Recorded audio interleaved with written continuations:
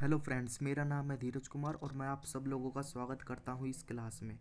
देखो, जो आज की हमारी पज़ल है वो एज एज बेस्ड पज़ल है, मतलब एज वाली पज़ल है, इसके ऊपर है। तो देखो, ये वाली पज़ल मैं आपको पहले एक क्लास में करा चुका हूँ, तो आज इससे थोड़ा सा लेवल इसका अप होगा। देखते हैं क्या पज़ल है।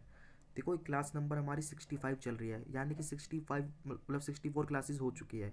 अगर अभी तक आपने नहीं देखी तो वो देख ले, काफ़ी आपके लिए बेनिफिशियल होगी। देखो, जो क्लास है ना, इसके अंदर मैं आपको 100+ पजल करवाऊंगा बैंक पी और क्लर्क के लिए, ठीक है। जो 100+ पजल होगी, आपको जो भी पजल मिलेगी ना इसके अंदर, जितनी भी मिलेगी, आपको सारी की सारी नहीं मिलेगी ना। तो आपको किसी ने मतलब फैकल्टी ने पढ़ाया होगा, ना ही किसी एसटी में, क्योंकि ये सारी पजल मैंने ही खुद फ्रेम करी है, उसका लेवल इसी हिसाब से रखा है। तो देखो, प्री लेवल के हिसाब से सारी पजल है। तो वो पजल पे चलते हैं, क्या पजल है आज की। ये देखो, ये देखो, पहले तो हम रीड करेंगे। क्या है, 7 पीपल हैं, उनके नाम दिए हुए हैं, ठीक है। Are born in different years, वो डिफरेंट ईयर्स में बॉर्न होते हैं। ईयर दे रखा है, ये देखो ईयर है, ये 7 ईयर ही होंगे, ठीक है। ये their age are with respect to the current year, मतलब 2020 के हिसाब से कैलकुलेट करनी है। सेम मंथ सेम डेट, देखो ये सबसे अच्छा पॉइंट है कि देखो क्या बोल रहा है। ये पजल का यहाँ से यहाँ तक, देखो एक मिनट पहले, यहाँ से यहाँ तक इंट्रोडक्शन था, बाकी पजल तो इतनी सी है। तो वो क्या बोल रहा है, 7 पर्सन है, वो डिफरेंट ईयर में बॉर्न हुए हैं, पर जो एज कैलकुलेट करनी है ना 2020 में करनी है। देखो 1960 वाला 2020 में कितना होगा, पर ये साथ में कंडीशन दे बोलिए, same date and same month, मतलब कि सबकी सेम डेट और सेम मंथ है। अगर 1960 वाला 1 जनवरी को पैदा होता है, तो 75 वाला भी 17, मतलब सारे उसी में होंगे। तो आपकी एज में फिर कोई डिफरेंस नहीं आएगा, मतलब कि जो किस क्या कहते हैं उस हिसाब से होता है ना, जैसे कि डेज में जो आ गई, तो वो नहीं आएगी, सबकी एज आपकी ईयर में ही आएंगी। तो देखो, अब मैं देखो इसको, ये इतना मैंने पढ़ा, इसको इतना पढ़ा, तो ये जनरल इन्फॉर्मेशन है, इससे मुझे कुछ कंक्लूजन निकालना है। जो देखो कंक्लूजन निकाला वो मैंने यहाँ पर कर दिया। देखो, ये कंक्लूजन निकाल के टेबल बना दी, इस तरीके से टेबल आपको बनानी है। देखो, ये पजल होती है ना, ये पजल वैसे तो इजी होती है, पर इसके अंदर आपकी क्या कहते हैं, मैथ्स अच्छी होनी चाहिए। मतलब ये कैलकुलेशन बेस पे होती है पजल। अगर आपकी मैथ अच्छी नहीं है तो इस पजल में आपको टाइम लगेगा, ठीक है। तो किसी को इसमें मैथ्स के भी काफ़ी टर्म यूज़ होते हैं, वो अभी हम आगे देखेंगे। देखो, इसमें कैसे करना होता है। देखो, ये एज निकाल दिया, मैं बताता हूँ कैसे निकालिए। देखो, आपको क्या करना है, सिर्फ एक की एज निकालनी है, बाकी सबकी निकल जाएगी। देखो, लास्ट वाले की निकाल लो, ठीक है। 2020 में निकालनी है सबकी एज, ठीक है। और ये 2002 में 2000 में पैदा हुआ, तो माइनस करोगे बड़े में से छोटा, तो 20 साल आएगा ना। देखो, जब ये 20 साल निकल गई, तो अब सबकी ऐसे नहीं करनी कि 2020 में से 1995 नहीं, अब इनका डिफरेंस लेना है। देखो, यहाँ पर डिफरेंस लेते हैं हम। इन दोनों का डिफरेंस देखो कितना है, 1995 और 2020 में कितना डिफरेंस है। कहोगे 5 साल है, तो देखो 5 साल मुझे ऐड करना पड़ेगा, क्योंकि ये देखो जो 1995 में पैदा हुआ है, मतलब पहले हुआ है, तो उसकी एज तो ज़्यादा होगी 2000 वाले से, ठीक है। अब ये 25 हो गया। अब ये इधर लो, देखो डिफरेंस 1991 1995 का डिफरेंस लोगे कितना आएगा, 4। 25 में 4 जोड़ोगे तो 29 आएगा। अगेन देखो 1982 और 1991 का डिफरेंस लो, आप कहोगे यहाँ पर मेरा आएगा क्या कहते हैं, 9 साल ही आएगा। देखो 8 1 9, तो 29 में क्या कहते हैं 9 जोड़ोगे तो देखो 38 आएगा। फिर यहाँ पे डिफरेंस लो, 1979 का डिफरेंस 1982 कितने का है, 3 साल का है। 3 साल का ही है ना। देखो 38 में 3 जोड़ोगे 41। 1975 और 1979 का डिफरेंस कितना है, कितने का है यहाँ पर, 4 साल का है। 45 में 4 जोड़ोगे, मतलब 41 में 4 जोड़ोगे तो ऐड करोगे 45। लास्ट में देखो 1960 है, तो देखो इसका डिफरेंस ले लो आप, कितने साल का होगा, डिफरेंस 15 का हो गया। 75 और यहाँ पर देखो 60 आ गया। तो इस तरीके से आपको पहले टेबल जनरेट करनी है, मतलब कि जो ये सबसे बड़ा है और ये सबसे छोटा है। अब देखो पजल पे चलता है। देखो, पजल पे वही तरीका है। अब मैं फिक्स पॉइंट ढूंढूंगा। देखो, यहाँ ये रही मेरी पजल। फिक्स पॉइंट देखो कैसे, या तो किसी का ईयर बता दे, है ना, और या फिर ऐसा कर दे कि मिनिमम पॉसिबिलिटी से हम स्टार्ट करेंगे, और उसमें क्या है, रिलेटेड पॉइंट मिल जाए। देखो, जैसे पहला ए आपका है, T's age is not multiple 6, मतलब कि जो एज की बात कर रहा है, ईयर की नहीं। जो टी की एज है वो मल्टीपल 6 से नहीं होगा, मतलब वो 6 से सीधा सीधा कर लो, डिवाइड नहीं होगा पूरा पूरा। तो देखो, अगर मैं यहाँ पर जाता हूँ टेबल पर, 6 की नहीं होगी। देखो, ये तो 6 से डिवाइड हो रहा है, तो यहाँ पर तो नहीं होगा। पर देखो, ये 6 से नहीं होगा, ये नहीं होगा, ये नहीं होगा, मतलब ये सारी जगह क्या आपका टी आ सकता है। आप खुद सोचो, क्या इतनी पॉसिबिलिटी के साथ ये क्वेश्चन स्टार्ट करना चाहिए। तो आपका आंसर होना चाहिए कि नो, इससे नहीं करेंगे, हम कोई और पॉइंट देखेंगे, ये हमारा पॉइंट फिक्स नहीं है। तो आगे चलता हूँ। You is not born just before Q, तो देखो इससे भी कोई लेना देना नहीं है। कह रहा है कि यू है ना, वो क्यू के जस्ट बिफोर बॉर्न नहीं हुआ है, तो देखो इससे कोई लेना देना ही नहीं, इसमें भी बहुत कुछ नहीं पता। अब देखो, ये पॉइंट मेरा आया, Q's age is prime number. अब देखो, ये शायद मेरा बन सकता है, क्योंकि देखो इस तरह के पॉइंट होते हैं ना, प्राइम नंबर कम ही होते हैं। बाकी मैं बताता हूँ क्या होता है। देखो, बोल रहा है क्यू की एज प्राइम नंबर है। देखो, प्राइम नंबर के लिए आप क्या कह सकते हैं, प्राइम नंबर वो होता है जिसके 2 फैक्टर होते हैं, मतलब जैसे 2 एक आपका प्राइम नंबर है। 2 फैक्टर कैसे हुए, या अदर वर्ल्ड में कहोगे, जो नंबर अपने आप से डिवाइड हो जाए और किससे 1 से डिवाइड हो जाए, पूरा पूरा होना चाहिए। तो 2 से 2 को डिवाइड करोगे तो एक फैक्टर, इसके 2, तो ये प्राइम नंबर है। आप करोगे 4, देखो 4 प्राइम नंबर है नहीं, कैसे चेक करेंगे 4 के फैक्टर क्या है, मतलब 4 किस किस से डिवाइड हो सकता है, अपने आप से होना चाहिए, एक से। यहाँ तक तो हमारी कंडीशन बन गई। हाँ ये प्राइम नंबर, पर आगे चेक करो ये 2 से भी डिवाइड है तो उसके 3 फैक्टर हो गए, तो ये प्राइम नंबर नहीं है। तो इसी तरीके से हमें चेक करना है क्यूज एज इस प्राइम नंबर है। अब देखो मैं टेबल पे जाता हूँ, देखता हूँ ये इसको कर सकता हूँ नहीं कर सकता इम्प्लीमेंट। यहाँ पर चलते हैं, देखो 1 मिनट, इसको इरेज करते हैं। देखो ये प्राइम नंबर है तो आप कहोगे प्राइम नंबर नहीं, देखो इसके फैक्टर बहुत सारे हैं, 2 से डिवाइड हो जाएगा, 3 से हो जाएगा, 10 से हो जाएगा, मतलब 2 से ज़्यादा हो गए मत करो इसको। 45 भी आप कहोगे, देखो इसके भी क्या 2 से ज़्यादा फैक्टर है। 45 से डिवाइड हो जाएगा, 1 से हो जाएगा, 5 से हो जाएगा, 9 से हो जाएगा, ये भी प्राइम नंबर नहीं है। 41 हो सकता है, हाँ देखो 41 के आप फैक्टर देखोगे ना, ये किसी से डिवाइड नहीं होता, सिर्फ 41 से होगा और किससे होगा, अपने आप से, एक से। तो ये प्राइम नंबर है पहला। आगे भी चेक करना, क्या पता और से ज़्यादा हो। 38 कहोगे ये नहीं है, क्योंकि देखो 38 किसका मतलब किससे डिवाइड होगा, देखो 38 से हो जाएगा, 1 से हो जाएगा, ये तो कॉमन है। फिर देखो ये आपका 2 से भी हो जाएगा, 19 से भी हो जाएगा, ये आपका प्राइम नंबर नहीं है। 29, हाँ देखो 29 प्राइम नंबर है, इसके ना 2 ही फैक्टर होते हैं, तो 29 और 1, ये एक प्राइम नंबर हो गया।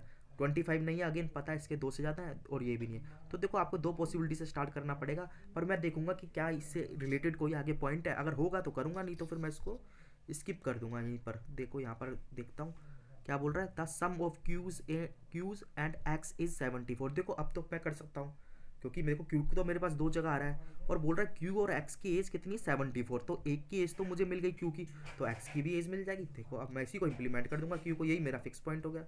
देखो यहाँ पर मैंने अंडरलाइन करना ना, highlight, Q's is prime number, तो क्यू प्राइम नंबर है, यहाँ पर मैंने बताया था आएगा क्यू 41 पर और 29 पर, मैंने इसका रीजन बता दिया।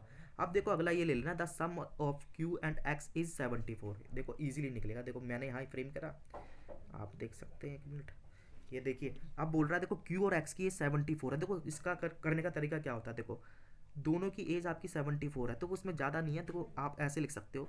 मैंने कहा ना मैथा में मतलब कि मैथ्स ज़्यादा यूज होती है, देखो ऐसे ही तो बनेगा। देखो क्यू प्लस एक्स कितने होंगे, दोनों 74 होंगे ना, ये इक्वेशन बन गई।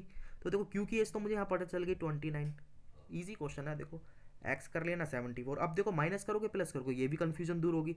आप इधर ले जाओगे तो इसको माइनस करोगे, ठीक है, एक्स की एज निकल जाएगी। देखो 74 में से कितना करना है मुझे, 29, तो इधर कहाँ पे लास्ट में क्या आएगा, 5, देखो 5 है, ठीक है। आगे चलता हूँ, देखो यहाँ पर कितना बचा, 6 बचा, यहाँ पर आया आपका 4, तो देखो यहाँ पर आ जाएगा 45, तो इसकी एज यहाँ पर एक्स आ जाएगा। सेकंड में जाओगे, सिमिलर चेक करना है, देखो 74 में से माइनस करूँगा मैं कितना, 41, तो यहाँ पर देखूंगा 3 आ रहा है, और यहाँ पर कितना आ रहा है, यहाँ पर भी 3 आ रहा है शायद, हाँ 3 ही आ रहा है, तो 33 कहीं है, देखो 33 यहाँ पर नहीं है, तो ये पॉसिबिलिटी कट जाएगी, सिर्फ ये वाला पहला वाला सही है। देखो यही मैंने इंप्लीमेंट करा, देखो यहाँ पर इसको रेड से करा, मतलब इधर से कंडीशन ये बन नहीं पाएगी, क्यू और एक्स की है 74, सिर्फ यहाँ पर आ गया। अब इस पॉसिबिलिटी से ही चलेंगे, आगे मैं चेक करता हूँ एक्स से रिलेटेड और क्यू से रिलेटेड मुझे कोई पॉइंट मिल जाए। कह रहा है difference between the age of T and S, देखो अभी छोड़ दो, टी और एस नहीं है, आगे लिखा वीज एज परफेक्ट स्क्वायर, देखो इधर भी वी के बारे में नहीं है, टीज एज नॉट मल्टीपल, ये भी नहीं, आगे देखो कोई पॉइंट आपका कनेक्ट नहीं मिल रहा। बट ये देखो ये मिल रहा है ना, you is not born just before Q, तो देखो जस्ट बिफोर नहीं है, तो यू यहाँ भी आ सकता है, यहाँ अभी छोड़ दो। अब मुझे क्या करना है, अब कोई भी रिलेटेड पॉइंट नहीं, अब मुझे अगेन कोई फिक्स पॉइंट देखना है, या उससे रिलेटेड मतलब कि फिक्स पॉइंट से रिलेटेड कोई पॉइंट मिल जाए, फिक्स नाम ले तो कम मिनिमम पॉसिबिलिटी। देखो ये वाला पॉइंट सही है, देखो वीज एज इज परफेक्ट स्क्वायर, आपको पता है परफेक्ट स्क्वायर क्या होता है, जैसे कि 25 हो गया, किसका होता है ये 5 का, इस तरीके से बोल रहा है। जैसे 16 है तो किसका होता है 4 का, ठीक है। तो ये अब देखो किस कौन सा परफेक्ट स्क्वायर है, तो यही पॉइंट है, देखो 60 किसी का परफेक्ट नहीं होता, ये किसी का नहीं है, सिर्फ ये एक होता है जो परफेक्ट स्क्वायर होता है 5 का। तो वी की एज मुझे इजीली मिल जाएगी, यहाँ पर वी की एज हो जाएगी 25, ये 5 का परफेक्ट है। अब मैं आगे बढ़ता हूँ, देखो अब देखो हमें यही लेना पड़ेगा, क्योंकि कुछ बचा ही नहीं। Difference between the S and T, difference between the age of T and S is क्या लिखा है, 40, तो 40 है। देखो 40 के लिए क्या करूँगा, देखो अब ये बचे है, देखो 40 डिफरेंस का मतलब अगर मान लो एक 60 है तो दूसरा कितना होना चाहिए 20, ये तो मिल गया, यहीं पर मिल गया, पर आगे पूरा चेक करना है, क्या पता और भी हो सकते हैं एक से ज़्यादा। ये देखो 45 में से कुछ माइनस करोगे, क्या माइनस करोगे, जो आपका क्या कहते हैं क्या आना चाहिए, डिफरेंस आना चाहिए, तो 5 होना चाहिए, 5 एज नहीं है।